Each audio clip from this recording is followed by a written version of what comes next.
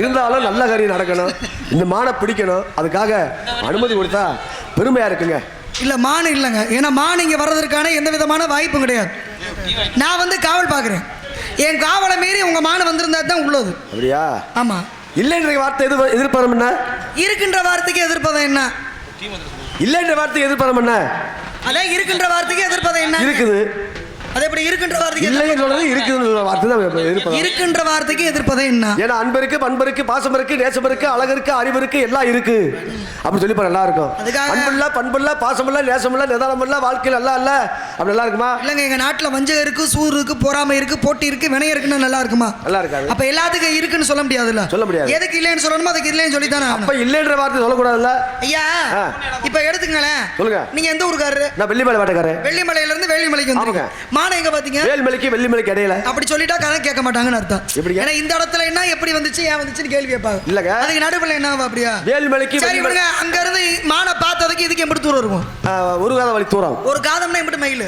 200 mile சுற்றளவு. ஒரு காதம்னா 20 mile. 20 mile.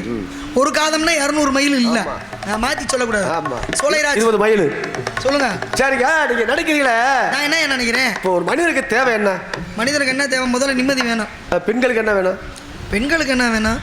பொம்பளை பிள்ளைங்களுக்கு நல்ல கணவன் அமையணும், நல்ல குழந்தைகள் அமையணும், அம்மா அப்பா, அதுக்கப்புறம் அவங்க சபாஸ். ஏன்னா இருக்கு விடம் தேடி உருக்கப்பட கொண்டு வந்தால் முன்பேன் பிறகு மலைத்தாலும் போக அரணே அப்படின்னு பட்டினத்தார் படி வச்சார்.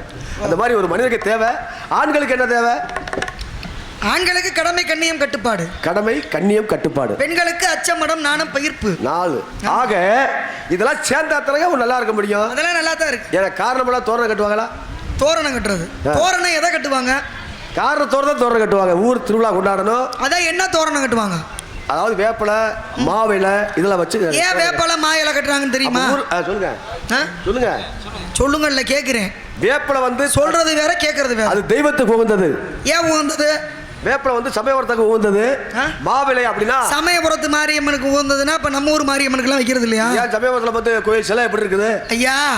அது வந்து மரத்திலான சிலை இருக்கு, மரத்தால் செய்யப்பட்டது. அதெல்லாம் இருக்கட்டும், அதெல்லாம் கேட்கல. ஏன்னா பால வச்சு நடத்தாத கோயில். பொதுவா நீங்க தான் இப்ப சொன்னீங்க காரணம் இல்லாம தோரணம் கட்ட முடியாது. ஆமா, நானே எத்தனை வச்சு ஆரம்பிக்கிறதுன்னு யோசிச்சுக்கிட்டு இருக்கேன். சரிங்க. அப்ப நீங்களே ஒண்ணு கொடுக்குறீங்க, அப்ப அதை பிடிச்சி தானே நான் வர முடியும். ஆமா. அப்ப காரணம் இல்லாம தோரணம் கட்ட மாட்டாங்கன்னா ஊர்ல திருவிழாவோ எது வச்சாலும் அந்த திருவிழா காலங்கள்ல ஒரு வேப்ப இலை கட்டுறாங்க, மா இலை கட்டுறாங்க. ஆமா, வீட்டுல கூட மா இலை கட்டுறாங்க. வேப்ப இலை வந்து வீட்டுல வைக்கிறாங்கன்னா ஒரு அம்மா போட்ட வீட்டுல வேப்ப இலை வைப்பாங்க. அதே மாதிரி தை மாசத்தப்ப ஒரு பொங்கலுக்கு முதல் நாள் காப்பு கட்டுறதுன்னு சொல்லுவாங்க. அந்த காப்பு கட்டுறதுக்கு பாத்தீங்கன்னா என்னென்ன இலை வைப்பாங்க? காப்பு கட்டுறதுக்கு அது காப்பு தரைக்கு வந்து இந்த பூ இருக்கு பார்த்தீங்களா? பூ என்ன பூ? அது பூலா பூன்னு சொல்லுவாங்க. அதே சமயத்தில் வேப்பலை 3 சேர்ந்து கலந்து கட்டுவாங்க. வேப்ப இலை வைப்பாங்க. நான் வேப்பலைக்கு தான் சொல்ல வந்தேன். நான் என்ன கேட்கிறேன், பொங்கலுக்கு முன்னாடி காப்பு கட்டுறோம்ல, வீட்டுல கூரை பூ வைப்போம்ல. ஆமா, அந்த கூரை பூவுல என்னென்ன வைப்போம்? பூலா பூன்னு சொல்லுவாங்க. அந்த பூ வந்து அது எல்லாம் கலந்து வச்சாங்கன்னா அந்த வீட்டுக்கு வந்து தெய்வ சக்தியோட பொங்கல் ஆரம்பம்னு அர்த்தம். சரியான பதில் சொல்லுங்க. ஆவரம் பூ வைப்பாங்க. ஆமா, வேப்ப இலை வைப்பாங்க. வேற என்ன வைப்பாங்க? வேப்பலை, ஆவரம் பூவு, நீங்க பூலா பூ, 3 பூ வச்சா கட்டுவாங்க. ஆமா, அந்த பூவை பத்தி பாத்தீங்கன்னா வெள்ளை வெள்ளைன்னு இருக்கு. அதனால என்ன பூவு? அதான் பூலாம் பூன்னு சொல்லுவாங்க மாத. ஆமா, அந்த பக்கம் அப்படி பேர் இருக்குமோ? அவர் வச்ச பேரா? இல்ல, நான் வைக்கிறேன், உண்மையா சொல்றேன். ஐயா பாத்துருப்பாங்க போறேன். பொங்கலுக்கு அந்த வெள்ளை நிறத்துல பூ இருக்குல்ல, அத பொதுவா சொல்றது. இப்ப போய் பொங்கலுக்கு ஜாமான் எல்லாம் வாங்கும்போது என்ன சொல்லுவாங்க? எப்ப கூரை பூ வாங்கிட்டீங்களான்னு கேட்பான். கூரை பூ வாங்கிட்டீங்களான்னு சொல்றான். இப்ப வேப்பலைன்றது நீங்க சொல்ற மாதிரி அம்மனுக்குரியதுன்னு வச்சுக்குருவான். வேப்பலைன்றது கிருமி நாசி. மகாலட்சுமிக்குரியது மா இலை, அதுவும் கிருமி நாசி தான். அதை வைக்கிறாங்க. ஆவரம் பூ அப்படின்றது தெய்வீக தன்மை உள்ள பூவு. ஒரு செய்வனையோ, ஒரு திட்டு முறப்பாடோ, ஒரு ஏவலோ, எந்த ஒரு கெட்ட சக்தியும் ஆவரம் குச்சியோ ஆவரம் பூவை வச்சா வராது. அதனால தான் ஆவரம் பூ வைக்கிறோம். ஆனால் அது கூட சேர்த்து பொங்கல் அன்னைக்கு இந்த சின்ன சின்னதாக ஒரு பூ இருக்கும்ல, அந்த பூ பேர் என்ன? கூரைப்பூ இல்ல, கூரையில வைக்கிறதுனால கூரைப்பூ. அதுக்கு பேர் என்ன? பூலாம் பூன்னு சொல்லுவாமா? ஆமா, அதாவது முதல் மேற்கூரைன்னு சொல்லுவோம். கூரைன்றது பொதுவான ஒரு வார்த்தை. கூரைன்றது தட்டிலையோ இல்ல அது என்ன? ஆமா, சொன்னாப்புல வானத்துக்கு பேர கூட கூரை தான். அப்படின்னும் போது அது பொதுவான சொல் தான். கூரைன்றது ஓட்டு வீடா இருக்கட்டும், பெரிய கட்டடமா இருக்கட்டும், கூரையில வைக்கிறதுனால அதுக்கு பேரு கூரை பூன்னு பேரு. அந்த வெள்ளை நிறத்துல இருக்கே அந்த பூவுக்கு பேர் என்ன? இதை ஒரு விஷயத்தை வச்சுக்கோங்க, நல்லா யோசிச்சு சொல்லுங்க சரியா. அடுத்து வேப்ப இலை கட்டுறோம்ல கோவில் திருவிழாக்கள்ல. சரி. இப்போ வாழை மரம் கட்டுறோம். ஏன் வாழை மரம் கட்டுறோம்? வாழையடி வாழையா வளரணும். ஏன் வாழையடி வாழையா வளரணும்னு வாழை மரம் கட்டணும். ஆமா. இப்போ 2 அரசங்குச்சியை வெட்டிட்டு போய் கட்டலாம்ல. ஏன் ஒரு ஆலமரத்து குச்சியை வெட்டி கட்டலாம்ல. ஏன் வந்து வாழை மரம் கட்டுறோம்? அதான் வாழையடி வாழையா வாழ வேண்டும். அதே சொல்லிட்டேன். ஆமா. வாழை மரத்துக்கு என்ன பெருமை இருக்குன்னு கேக்குறேன் நான். வாழை மரத்துக்கு வந்து என்றைக்குமே அது வந்து வாழையடி வாழையா வாழ வேண்டும் எல்லா விஷயத்தையும் சொல்லியாச்சுலங்க. வாழையடி வாழையா வளரும். என்ன வாழை மரத்துக்கு பெருமை? எப்போ தோன்றியதோ சந்திரன் உண்டு. சந்திரன் எப்போ உண்டோ பூமி உண்டு. இந்த பூமி எப்பொழுது உண்டோ பூமியில பல ஜீவன் உண்டு, பல உயிர்கள் உண்டு. அதெல்லாம் நான் கேட்கல. இல்லங்க, அப்பா கேட்டது வாழை மரத்துக்கு என்ன பெருமை? ஆணவம் ஒன்று உண்டு. ஆணவம் அப்படின்றது ஒன்று உண்டு. இப்ப நீங்க பேசுறது ஒரு ஆணவம் மாதிரி பேசுறீங்க. நான் ஆணவமா பேசுறேன் இல்லங்க.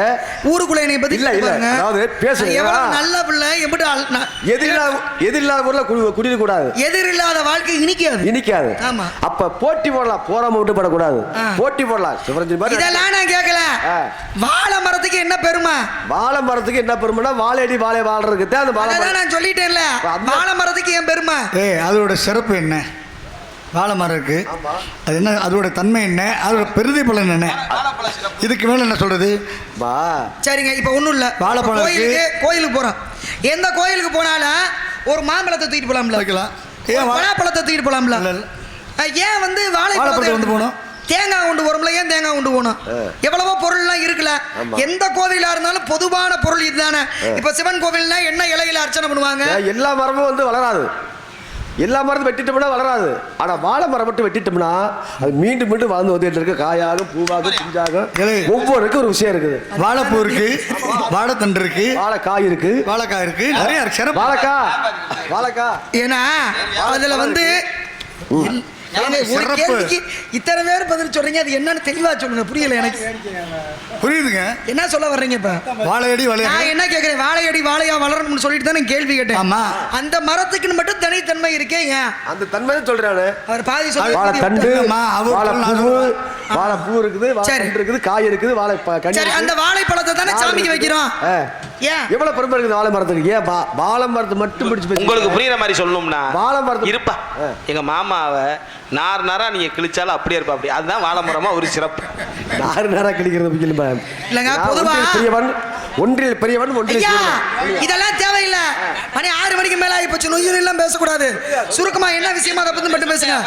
நீங்க ஏதாவது கேளுங்க, நான் பதில் சொல்றேன். அதை பத்தி ஒன்றும் பிரச்சனை இல்லை. தெரிஞ்ச சொல்லிட்டேன். சரி இருங்க. அதுதாங்க கிட்டத்தட்ட வந்துட்டீங்க. அதை முடிச்சு வைக்கணும்ல. இப்ப கோவில்கள்ல தேங்காய் வாழைப்பழம் மட்டும் வைக்கிறோம்ல, அப்ப அதுலயும் வாழைப்பழம் தானே உபயோகப்படுது. இப்ப வாழை இலை வந்து கழியாது. அதே மாதிரி வாழைப்பூவு, வாழைக்காய், வாழைப்பழம், வாழைத்தண்டு, வாழைக்கிழங்கு, வாழை நாறு, வாழை மட்டை, அதுல இருந்து எதுவுமே வாழை நாறு கூட பயன்படுத்தல பூக்கட்டை. அப்ப எதுவுமே கழிவில்லாத பொருள், தெய்வீகம் பொருந்திய பொருள். அதுல யாரும் மித்த மரத்துல ஒரு காலை வச்சு ஏறுவோம், வாழை மரத்துல காலை வச்சு ஏறலாமா? மிதிக்கூடாது. வாழை மரத்தில் கூடு கட்டுமா? கட்டாது. ஏன்னா அது தெய்வீகம் பொருந்திய மரம். பொதுவாக அதனால கட்டுறோம்னு வச்சுக்கோங்க. நீங்கள் சொன்ன மாதிரி வாழையடி வாழையா வளருது, அதனால கட்டுறோம்னு வச்சுக்கிறோம். வாழைப்பழத்தையும் தேங்காயும் போய் சாமிக்கு வைக்கிறோம்ல, ஏன்? இப்போ தம்பி ஒன்று தெரியும் பேசுங்க. அதாவது பேச குறுக்க பேசும்போது நல்லா இருக்காது. இதெல்லாம் ஒரு பக்கம் இருக்கட்டும். நீங்கள் மதுரைக்குள்ள தானே இத்தனை வருஷமா நாடாடிக்கிட்டு இருக்கீங்க. இருக்கீங்களா? முருங்கை இருக்கீங்க கேட்குறியா? முருங்கை நட்டா வாழ்க்கை நல்லா இருக்கலாம். முருங்கையை நட்டவன் முருங்கை நட்டு போனா சம்பாதி வெறுங்கையோட நிப்பியான்னு பழமொழி. சரி, முருங்கையை நட்டவன் வெறுங்கையோட நிப்பியான்னு சொன்னாங்கல்ல. ஆமா, அதுக்கு அர்த்தம் என்ன? ஏமா முருங்கை மரம் நட்டம் யாரும் நட்டமா இருக்காங்களா? முருங்கை தோப்புல வந்து பார்த்தீங்கன்னா அந்த பக்கம் வாடிப்பட்டி பக்கம் பல வந்து பல கோடி பல லட்சம் சம்பாதிக்கிறாங்க. அது வந்து எப்பவுமே வந்து முருங்கை நட்டவன் வெறுங்கையோட போகவே மாட்டாங்க. நீ சொல்ற பார்த்தா ஒரு வித்தியாசமா இருக்கு. நான் சொல்றது முருங்கையை வச்சு விவசாயம் பார்க்கறத சொல்லலுங்க. முருங்கையை நட்டவே வெறுங்கையோட நிப்பான்னு நம்ம நாட்டில் ஒரு பழமொழி சொல்றோம்ல. ஆமா. இப்ப 1000 பேரை கொண்டா அரை வைத்தியன்றோம். ஆமா. அப்ப 2000 பேரை கொண்டா முழு வைத்தியனா? இல்லங்க. அப்ப என்ன அர்த்தம்? 1000 பேர்ட்ட போய் சொல்லிட்டு வந்து ஒரு விசேஷத்தை நடத்தலாம், ஒரு காது ஒத்து வைக்கலாம். 2000 பேர் சொல்லிட்டு வந்து என்னையோ போட்டு குழப்பிட்டு இருக்க கூடாது. அது 1000 பொய் சொல்லி கல்யாணம் பண்ணுங்கன்னா 1000 பேர்த்துட்டு போய் சொல்லி கல்யாணம் பண்ணுங்க. அந்த பழமொழி வேற. நான் கேட்டது 1000 பேரை கொண்டவன் அரை வைத்தியன்னு சொல்றோம்ல. இன்னும் கொஞ்ச நேரம் பேசுனீங்கன்னா உங்களுக்கு உண்மையிலும் பைத்தியம். 1000 பேரை கொண்டவனா? எப்படி 1000 பேர் கொண்டுவேன் சொல்லுங்க. அப்பா தாங்க நான் கேட்கறேன், திருப்பிக்கிட்டு நீங்க என்ன கேட்கறீங்க? எப்படி வந்து பழமொழி வரும்? அது மாதிரி முருங்கையை நட்டவே வெறுங்கையோட நிப்பியான்னு சொல்றாங்கல்ல. சரி இருங்கப்பா, நானே பதில் சொல்றேன். 1000 பேரை கொண்டவன் அறவைத்தியனா, 1000 பேரை கொண்டவன் அறவைத்தியன் இல்ல, 1000 வேர்களை கொண்டவன் அறவைத்தியன். இன்னைக்கு தானே மாத்திரை ஊசி எல்லாம் போடுறான். அந்த காலத்தில் பூரா மூலிகை வேறு இதை வச்சு தானே மருத்துவம் பார்த்தாங்க. அப்போ 1000 வேர் வகைகளை கற்று கையில் வச்சிருக்கக்கூடிய அந்த சித்த மருத்துவம் படித்தவங்க தான் அறவைத்தியன். அதனால தான் 1000 வேர்களை கொண்டவன் அறவைத்தியன். அதை நம்ம மாற்றி என்ன சொல்கிறான்? 1000 பேரை கொண்டவன் அறவைத்தியன். முருங்கையை நட்டவன் வெறுங்கையோட நிற்பியானா, ஒரு வீட்டில் ஒரு முருங்கை மரத்தை வச்சு அந்த முருங்கை இலை, முருங்கை காய், முருங்கை பூவு, முருங்கை பிஞ்சு இதை புற சாப்பிட்டு வந்தோம் அடிக்கடி அப்படின்னா எவ்வளவு வயசானாலும் கம்பு ஊண்டாம வீரத்தோட உடல் பலத்தோட வெறுங்கையோட நிற்பாங்களா? காரணம் இரும்பு. அதனாலதான் முருங்கையை நட்டவன் வெறுங்கையோட நிற்பான். பழமொழி புரியுதா? ஏன் நானா கேள்வி கேட்டு நானா பதில் சொல்றதுக்கு நீங்க எதுக்கு சும்மா கேள்வி கேட்கறதுக்கு இல்லைங்க, சொல்றக்கூடிய வார்த்தையில அவங்க கேட்கறாங்க. ஏன்னா ஐயாவுக்கு அதுல கோளாறு தெரிஞ்சு போச்சா? எதுல கோளாறு தெரிஞ்சு போச்சானா இப்ப உங்களுக்கு தெரியுமா? இல்லம்மா, அவர் பேசவும் தெரியல. ஏன் அதெல்லாம் நல்லா பேசுவா, அப்புறம் எதுக்கு கோளாறுங்க? நீங்க என்ன தப்பு எடுப்பா? அவர் அறிவாளி, அவருக்கு கோளாறுங்க. என்ன ஐயாவுக்கு மனசு கோளாறு அப்படி சொல்லுங்க. சரி, இப்ப மதுரையில சித்திரை திருவிழா நடக்குதுல்ல, பாத்திருக்கீங்களா? கேள்விப்பட்டிருக்கீங்களா? படிச்சிருக்கீங்களா? படிச்சிருக்கேன். சரி விட்டுருங்க. சித்திரை திருவிழா நடக்குதுல்ல, ஆத்துக்கு இந்த புறம் என்ன திருவிழா? மீனாட்சி திருக்கல்யாணம். ஆத்துக்கு அந்த புறம் அழகர் ஆத்துல இருக்குவாரு, அழகர் ஆத்துல இறங்குறாரு இல்லையா? இந்த 2 திருவிழா நடக்குதுல்ல, 2 திருவிழாவும் ஒரு திருவிழாவா? எல்லாம் 2 திருவிழா ஒரே நேரத்தில் நடக்கும். அது இப்போ ஒரே நேரத்தில் தான் நடக்குது. அது எங்களுக்கு எல்லாத்துக்கும் தெரியும். சொல்லுங்க, ஒரு திருவிழாவா இருக்குமான்னு உங்கள்ட்ட கேட்குறேன். ஏன்னா நீங்க ஒரு திருவிழா எப்படி சொல்ல முடியும்? அழகர் ஆத்துல இறங்குறாரு, மீனாட்சி திருக்கல்யாணம் கிட்ட நடக்குது. இதெல்லாம் நிறைஞ்ச தானே மதுரை சித்திரை திருவிழா. அதுலயும் பார்த்தீங்கன்னா நீர்ப்பிச்சை விளையாடுவாங்கல்ல, ஒவ்வொரு விஷயம் இருக்குமா சித்திரை திருவிழாவில். அதை விட்டு நீங்க பேசுறது சத்தியம். சரி, தண்ணி பீச்சுறாங்கல்ல, தண்ணி ஏன் பீச்சுறாங்க? நீங்க சொல்லுங்க, நான் கேட்டிருக்கேன்ல, நான் தானே கேட்டேங்க. சொல்லுமா, ஏன் நான் தண்ணி பீச்சுறேன்? பேசுங்க பாப்பா.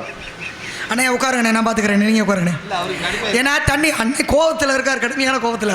அதெல்லாம் இருக்காரு. நீ ஏன்னா தண்ணி ஏன் பிச்சுறாங்க நினைக்கிறீங்களா? பெருமாள் இருக்காரு இல்லையா? ஆமா. பெருமாள் வந்து கோமாளியா மாதிரி இருக்காருல்ல. ஆமா. ஏன் மாறினார் கோமாளியா? அது ஒரு கதை இருக்கு. பிரபா கபாலம் போட்டு கை கடிச்சுக்கிச்சு. அப்ப கோமாளி வேஷம் போட்டு முதல்ல சரி சொல்லுங்க. ராம போட்டு வந்தது பெருமாள் தான். ஏன்னா எல்லாரும் தேவர்களா சிரிச்சாங்களாம். இவர் கோமாளி வேஷம் போடும்போது, கோமாளி வேஷம் நடந்து வரும்போது பார்த்தீங்கன்னா கையில கபாலமாப்படுது, அதுவும் சேர்ந்து சிரிச்சிச்சான். அதனால அன்னைக்கு தோசை சிரிக்கும் போது அந்த கையில இருந்து விழுந்துருச்சுன்னு ஒரு கதை இருக்கு. அப்ப விஷயம் என்னன்னு கேட்டீங்கன்னா, அப்ப கோமாளியாக மாறினவர் பெருமாள். அதனாலதான் இன்னைக்கும் அந்த வேடமிட்டு அந்த தண்ணி ஏன் பீச்சுறாங்க, அழகர் மேல ஏன் தண்ணி பீச்சுறாங்க, அதுக்கு என்ன காரணம் அப்படின்னு கேட்டீங்கன்னா, மண்டுகோ முனிவருக்கு மோட்சம் தர்றதுக்காகத்தானே அழகர் வந்து வைகை ஆத்துல கால் எடுத்து வைக்கிறார். ஏன்னா சித்ரா பௌர்ணமி அன்றைக்கு இன்னைக்கு நம்ம நூபுர கங்கை தீர்த்த கரையில் அந்த காலத்தில் புராண காலத்தில் துர்வாச முனிவர்னு சொல்லி ஒரு முனிவர் குளிக்க வந்தார். அப்போ சுதவசன்னு ஒரு முனிவர் குளிக்க வந்தார்.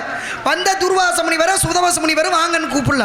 கோவப்பட்ட துர்வாச முனிவர், நான் எம்பிட்டு பெரிய முனிவர், நீ என்னைய காட்டி சின்ன ஆளு, என்னைய பார்த்து நீ வான்னு கூப்பிடலையே அப்படின்னு சொல்லி கோவப்பட்டு நீ மண்டூகமாக கடவாயின்னு சாபத்தை கொடுத்துட்டார். மண்டூகம்னா என்ன? தவளை. தவளையா போயிட்டார்.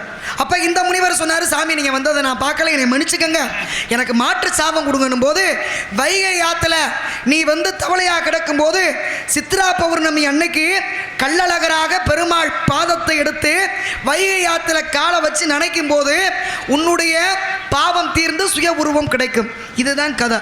அதனால தான் அழகர் ஆற்றுல இறங்க வர்றார் இல்லையா? கண்டிப்பா. அதனால தண்ணி பிச்சுறாங்க மேல, அழகர் மேல படட்டும்னு சொல்லி. கேள்விக்கு பதில். அப்ப அந்த அழகர் மேல அந்த நீர் பீச்சு வந்த வைகை ஆற்று தண்ணியை வந்து அன்னைக்கு எங்க எடுக்கிறோமோ அது பூரா வைகை ஆற்று தண்ணி தான். ஆமா. அதனால நமக்கு புண்ணியம் கிடைக்கும், அந்த முனிவருக்கு மோட்சம் கிடைக்கும். அப்படி மோட்சம் கிடைச்சதுனாலதான் இன்னைக்கும் அந்த மண்டூகம் என்ற தவளைக்கு மோட்சம் தந்து பிறகு அமர்ந்த இடம். அதனால தான் மண்டூகம் வந்து மோட்சம் தந்ததுனால அதுக்கு பேர் மண்டூர்னு பேர். அடுத்து மண்டியூர்னு பேர். மண்டியூரை தான் இன்னைக்கு வண்டியூர் அப்படின்னு சொல்லிக்கிட்டு இருக்காங்க. இப்பெல்லாம் கதைகள்லாம் எவ்வளவு சிறப்பு எவ்வளவு பெருமை இருக்கு தெரியுங்களா? சரி, நூபுர கங்கை எப்படி உருவாகிறது? அந்த கங்கை எப்படி உருவாச்சுன்னா வானத்தை அதாவது தேவலோகத்திலிருந்து அங்க அது சொல்லு சொர்க்கத்திலிருந்து வர மாதிரி அந்த அந்த இடம் ஒரு வித்தியாசமா இருக்கும். அளவு பற்றி போனோம்னா அது சில ரத்த வேக ஒரு சில மரம் இருக்கு.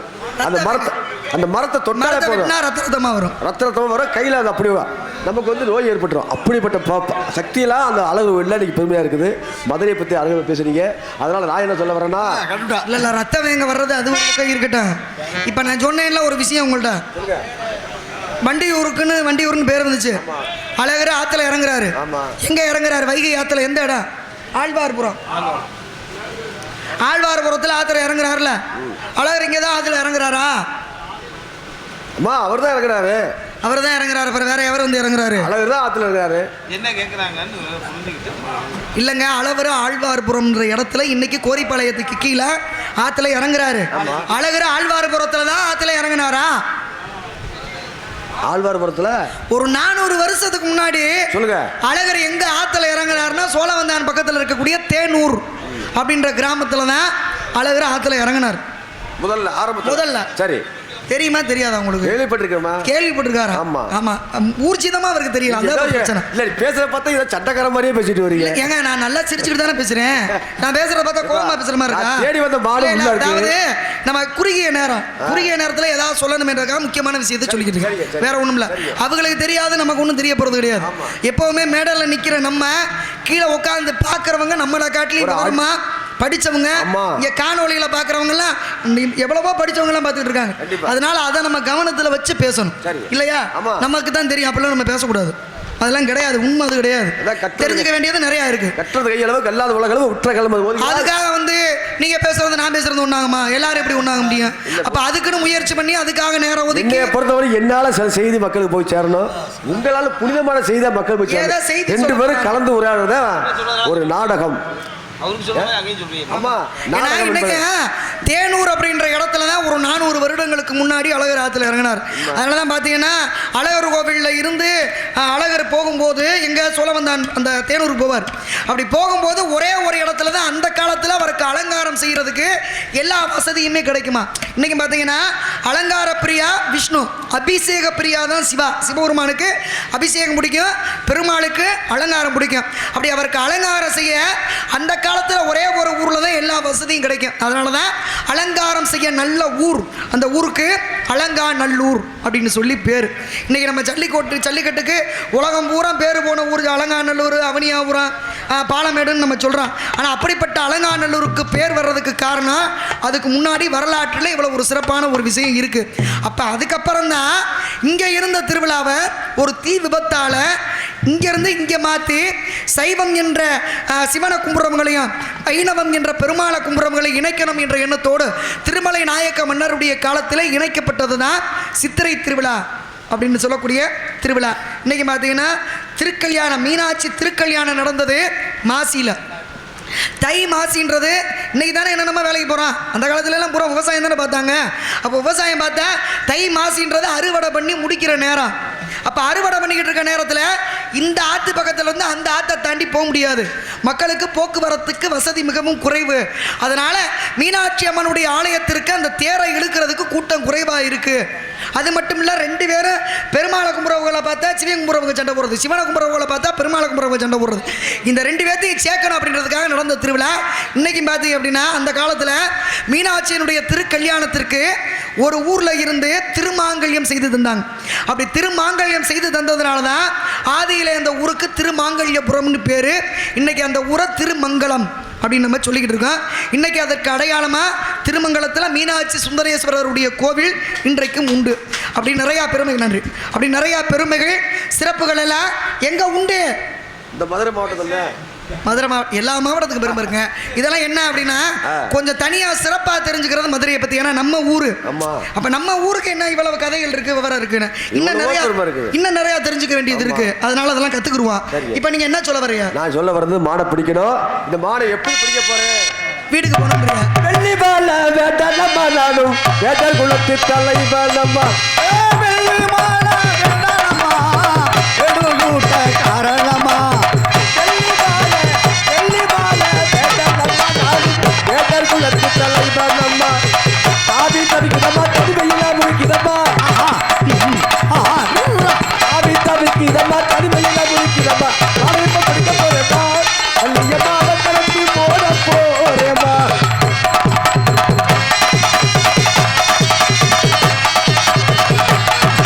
நம்ம எடுத்தூரா போக வேணும் நினைச்சபடியும் நம்ம நடத்த வேணும்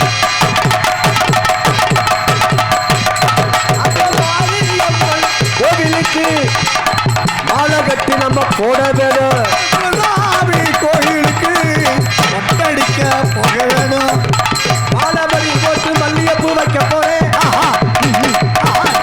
கட்டி முத்த கொடுக்க போறேம்மா மல்லியம்மா எட்டி எட்டி போக போறேம்மா நம்ம எடுத்தூரா போக வேணும் நினைச்சபடியே நடத்தவன் மாரியம்மன் கோவிலுக்கு நம்ம மாலை கட்டிப்பா போடவே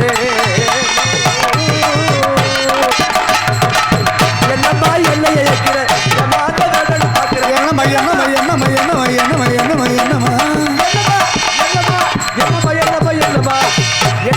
என்னைய வைக்கிற வள்ளியம்மா என் மாலை கட்ட வைத்து பேசுற வள்ளியம்மா மாலை கட்ட வைத்து பேசுற வள்ளியம்மா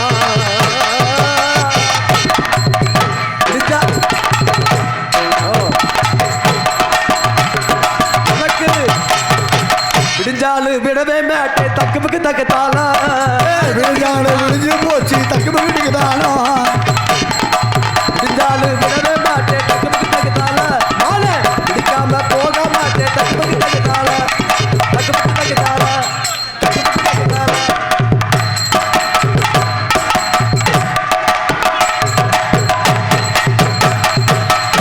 ஆர்வத்தில் போய் இவ்வளவு ஆர்வத்தில் நம்ம மாடு பிடிக்க ஆசையா இருக்கிறேன் நீ மாடு வரலாம் நேரத்து காலத்துக்கு கடத்திட்டியாமா ஐயாவுக்கு அதுல கோளாறு நல்லாதானே இருக்காரு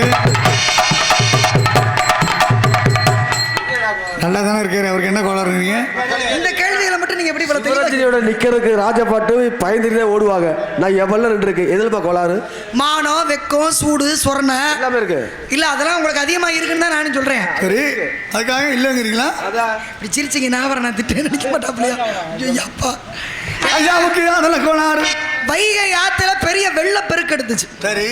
உடனே நம்ம பாண்டிய மன்னன் என்ன பண்ணாரு, வீட்டுக்கு ஒரு ஆள் அணைக்கட்ட வரணும். நான் கேட்கிறேன், என்னது எம்பிட்டு கேள்வி கேட்டு எதுக்குமே பதில் சொல்லல. அவர் ஆரப்பாளையத்தில் இருந்தாரு. அப்ப திடீர்னு ஒரு பஸ்ல ஒரு குழந்தை விழுக தெரிஞ்சுச்சு.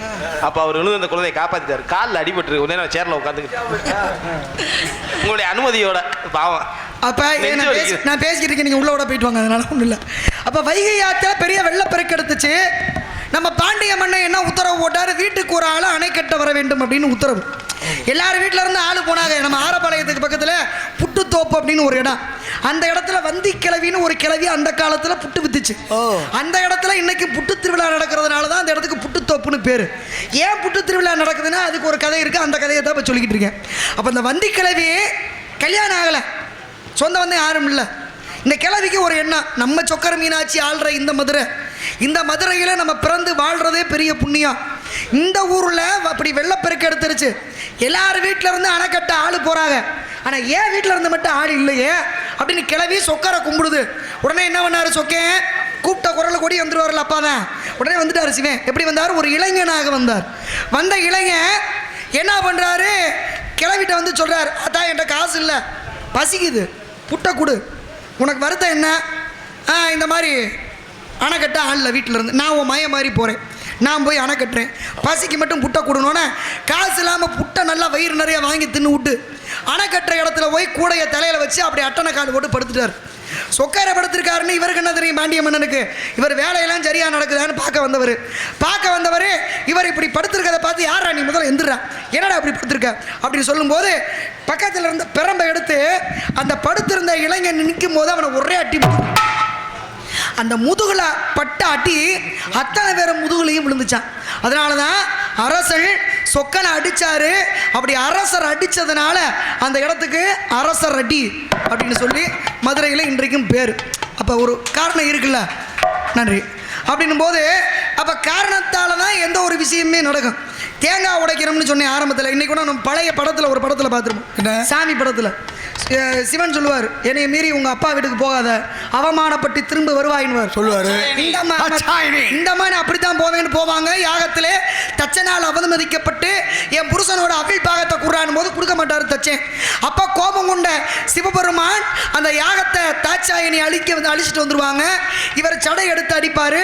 அதுல இருந்து ஒருத்தர் போய் யாகத்தை அழிச்சிட்டு வந்துருவார்.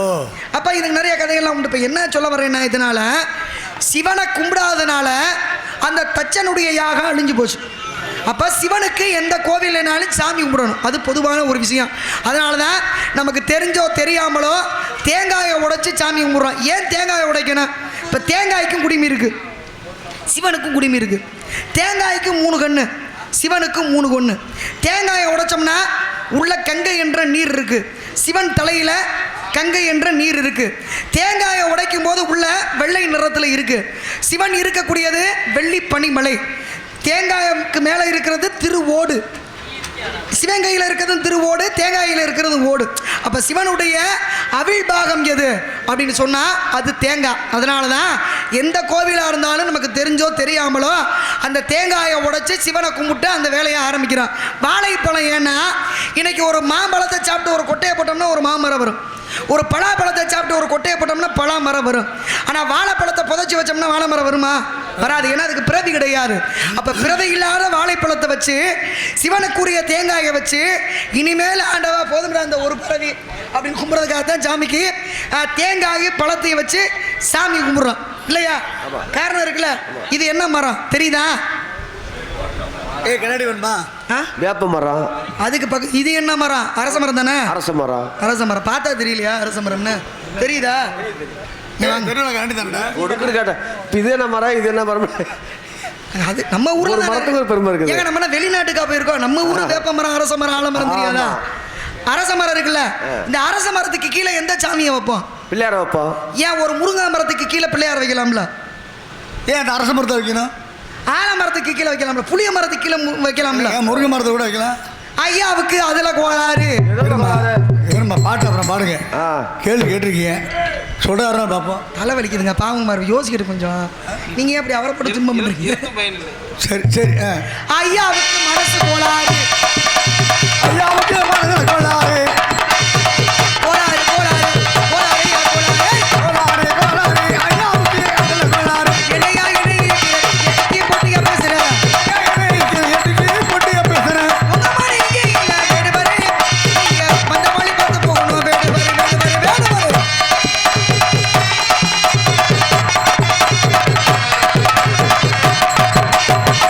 எங்கேயோ போகணுமாம்ல அவரு, நேரத்தை காமிக்கிறது.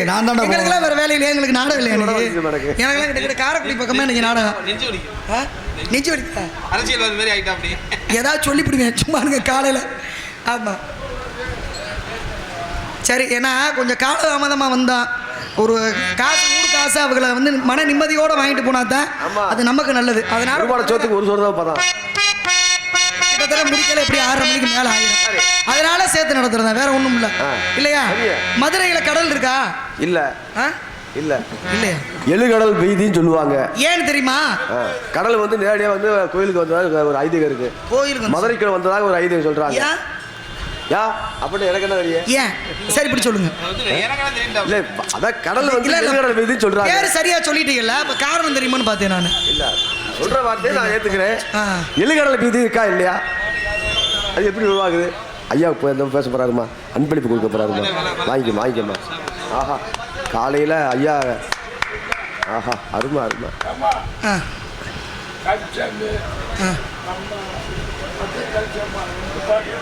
இந்த பாட சொல்லிடுவோம். ஐயா அவர்கள் எனக்கு 100 ரூபாய் அன்பளிப்பு வழங்கியுள்ளார்கள். அன்பளிப்பு வழங்கி பெருமைப்படுத்தி அன்பு ஐயா அவர்களுக்கு பணிவான வணக்கம், நன்றி. சரி வாங்க, நீங்கள் இந்த அரச மரத்துக்கு கீழே என் பிள்ளையா இருக்கு, அடுத்த வருஷம் வந்து பேசுவோமா? இல்லை உட்காந்து கூட பேசிப்போ 4 நாளைக்கு சாப்பிட்டு. ஆமாம் நேரம் ஆச்சு, பாவம் நெஞ்சு வலிக்குது. ஆமாம் நெஞ்சு வலிக்குதுன்னு இருக்காப்புல. இது வேலை நம்ம மேலே குழப்பலி போட்டு நீங்கள் வாங்க. ஏன்னா மீனாட்சியினுடைய அம்மா யார்? காஞ்சனமாலை, மலையத்து வச்ச பாண்டியன் காஞ்சனமாலை. அப்போ இந்த காஞ்சனமாலை அம்மா என்ன பண்ணாங்கன்னா 7 கடலுக்கும் போய் நான் நீராடணும்னு ஆசைப்பட்டாங்க. அப்போ இந்த விஷயத்தை மீனாட்சி அம்மாட்ட சொன்னாங்க. மீனாட்சி அம்மா சொக்கர்கிட்ட சொன்னாங்க. சொக்கர் சொன்னார், அம்மா உங்கள் அப்பா மலையத்து வச்ச பாண்டியன் இப்போ இல்லை, கணவன் இல்லாத பெண்ணு கடல்ல போய் நீராடக்கூடாதுன்னு சாஸ்திரம் சொல்லுது. இல்ல ஆம்பளை பிள்ளை இருக்கணும், ஆம்பளை பிள்ளையோட கையை ஏன்னா கழுத்து புருஷன் இல்லைன்னா வயிற்று புருஷன்னு சொல்லுவாங்க. அப்ப ஆம்பளை பிள்ளை இருந்தா ஆம்பளை பிள்ளை கையை பிடிச்சிக்கிட்டு போய் கடல்ல நீராடலாம். அதுவும் இல்லைன்னா பசுவினுடைய வாழை தொட்டு கும்பிட்டுட்டு கடல்ல போய் நீராடலாம். ஆனா உங்க அம்மா வயதான காலத்துல ஏன் அப்படி நினைக்கிறாங்க? அப்படி இல்லை, எங்க அம்மா நீராடணும்னு ஆசைப்படுறாங்க அப்படின்னு உடனே என்ன பண்ணாரு சிவபெருமான்? கடல் என்ன கடல், என் மாமியாரே மீனாட்சியை பெத்தவங்க குளிக்கணும்னு ஆசைப்படையில ஒரு கடல் என்ன 7 கடலையும் மதுரைக்கு வர வைக்கிறேனார். அப்படி 7 கடலும் வந்து மதுரையிலே மலையத்து வச்ச பாண்டியனை மீண்டும் உயிரெழுப்பி 2 பேரையும் நீராட வைத்ததுனால தான் அந்த இடத்திற்கு 7 கடலும் வந்ததால 7 கடல் வீதி அப்படின்னு பேரு. இன்னைக்கு அதுக்கு பக்கத்தில் பார்த்தோம்னா காஞ்சன மாலைக்கு கோவில் இருக்கு. எங்க நம்ம மதுரையில் அந்த 7 கடல் தெருவுக்கு அந்த இடத்துலயே இருக்கு காஞ்சன மாலையினுடைய கோவில். அப்படிலாம் காரணம் இருக்கு இல்லையா? ஏன்னா ஒரு விஷயத்தை சொல்லும்போது கொஞ்சம் தெளிவாக சொல்ல வேண்டிய கட்டாயம் இருக்கு. காரணம் இல்லாமல் ஒரு விஷயத்தை நம்ம சொல்ல முடியாது இல்லையா? அரச மரத்தை வந்து அடுத்த வருஷம் சொல்லிடுவீங்க. அரச மரம் வந்து அரசுக்கு சொந்தமானது. அதாவது மரத்திலே அரசு மரம் அப்படின்னா அரசு அப்படின்னா அந்த மரம் முக்கியத்துவம் வந்து மருத்துவ குணம் உண்டது. எல்லா கும்பாபிஷேகத்துக்கு பார்த்தீங்கன்னா அந்த அந்த பட்டையெல்லாம் எடுத்து கொண்டு போய் மற்ற கும்பாபிஷேகம் எல்லா கும்பாபிஷேகத்திலையும் அத்திக்குச்சி பயன்படுத்துவாங்க. அத்திக்குச்சி ஆளாக்குச்சி மாதிரி நிறைய இன்னும் சில அரசு அரச மரம்னு ஏன் பேர் வந்துச்சுன்னு நான் கேட்கல. அதுக்கு பேர் அரச மரமே கிடையாது. அது தெரியுமா உங்களுக்கு? என்னங்க அதுக்கு பேர் அரச மரமே இல்லை தெரியுமா? ஒரு சித்தர்களுடைய கதையில வந்து கூடு விட்டு கூடு பாய்ந்து ஒரு அரசனுடைய உடலை வந்து மறைச்சு வச்சுட்டு போவாங்க. அதனாலதான் அதுக்கு பேர் அரச மரம். அரச மரத்துக்கு பேர் என்னன்னு கேட்டீங்கன்னா யானை உண்டின்னு பேரு. ஏன்னா அந்த காலத்துல இருந்த அரச மரம் பூரா யானையவே மறைக்கிற அளவுக்கு பெரிய மரமா இருக்குமா. அதனால அதுக்கு பேரு யானை உண்டின்னு பேரு. அதனால அரச மரம்ன்றதுக்கு பேரு அரச மரத்துக்கு பேரு கிடையாது. அதுக்கப்புறம் தான் அதுக்கு அரச மரம்னு பேரு. சரியா? நான் என்ன கேட்டேன்னா அரச மரத்துக்கு கீழே என் பிள்ளையார் இருக்காருன்னு கேட்டேன்.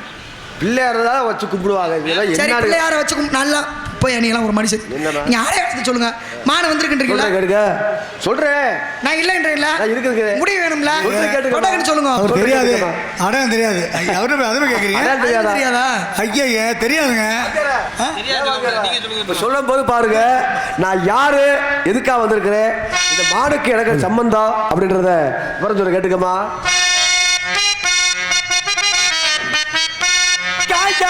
காலகத்தே நின்றுள்ளாவோ நின்றுள்ளாவுடற்காரியே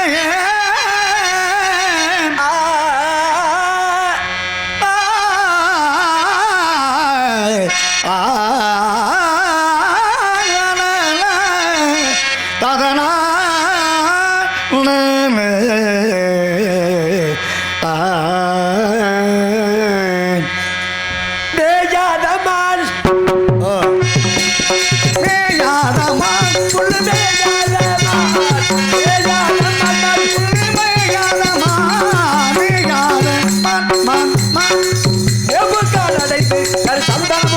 கமலும் பகலும் பறந்து ஏகாதமான்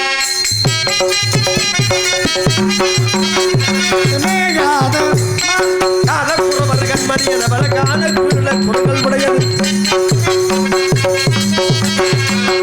காலக்குறவர்கள் மணியனவர காலக்குள்ள குரங்கள் உடையது ஏகாதமான்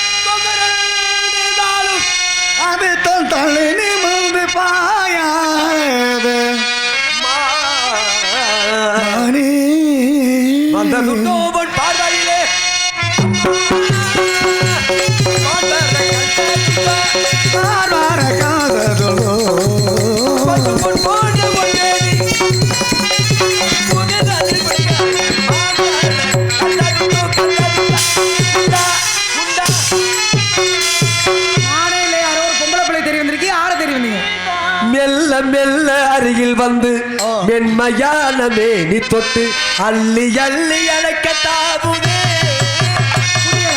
அச்சத்தோடு விலகி ஓடுறா. மெல்ல மெல்ல அருகில் வந்து மென்மையான கையத்தை அள்ளி அள்ளி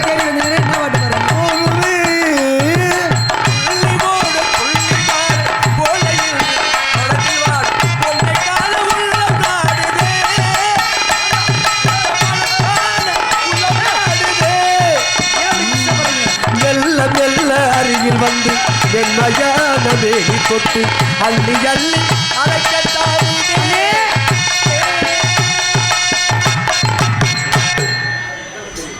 வந்தது காணாமையா போயிட்டேன். மான தெரிவல்ல கல்யாண காட்சி நடத்தும் மாலையை போடும். யாரு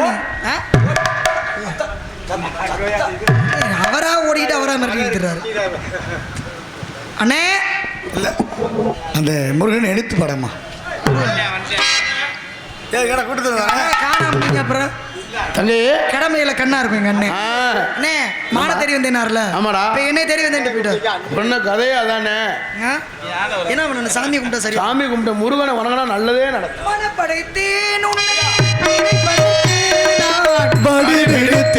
உன்னை மணப்பதற்கு நினைப்பதற்கு நான் படிவிடுத்து உன்னை மணப்பதற்கு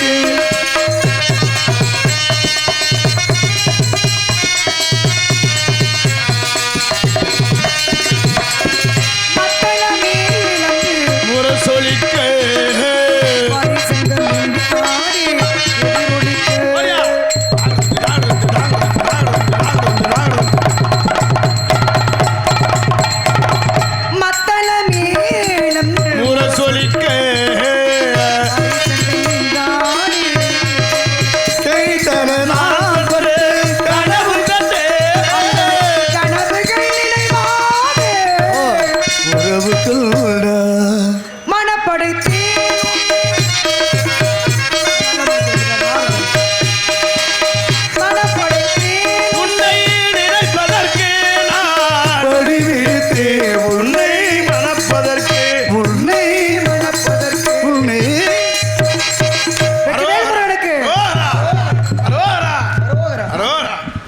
பயமேன் வள்ளி வேடனாகவும் வீரனாகவும் யாமை வந்தேன்.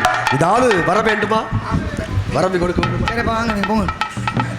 எனக்கு என்ன வர வேணும்? நீங்களே பெரிய வரோம். 16 பெற்று பெருவாழ்வாயா. இன்றைக்கு மனைக்கு முதலிடம் தர வேண்டும். உங்க வலது பக்கம் நான் இருக்கணும். உலக மக்கள் எல்லாம் தெய்வ யானை வள்ளின்னு சொல்லாம வள்ளி தெய்வ யானை அப்படின்னு சொல்லணும். வள்ளி தெய்வ யானை மக்கள் எல்லாம் அழைப்பார்கள்.